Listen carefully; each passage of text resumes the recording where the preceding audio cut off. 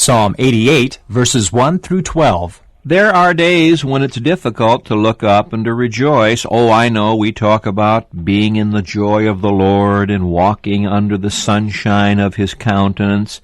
There are days like that, and we're grateful for them, but there are also difficult days.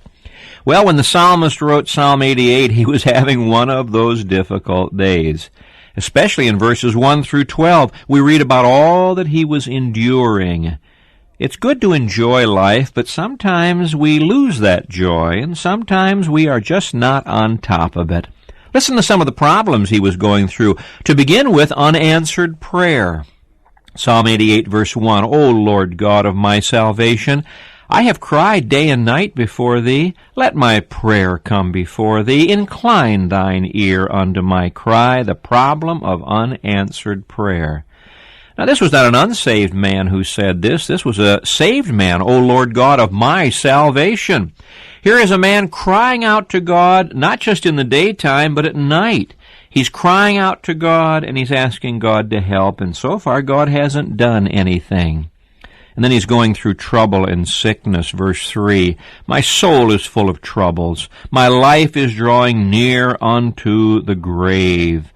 He says in verse 4, I am a man that has no strength. You see, he is experiencing a time of sickness and weakness and trial and also loneliness. Verse 8, Thou hast put away my acquaintances far from me. Thou hast made me an abomination unto them. I am shut up, and I cannot come forth. Apparently he was sick. Some people think that the man had leprosy. He'd been segregated, separated from everyone else. Well, what do you do in those days?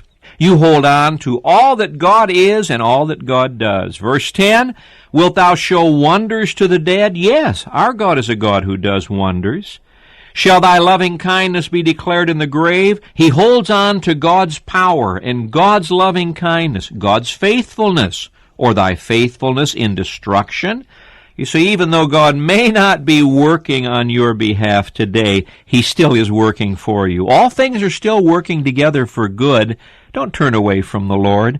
Just wait. He will bring you out of your affliction.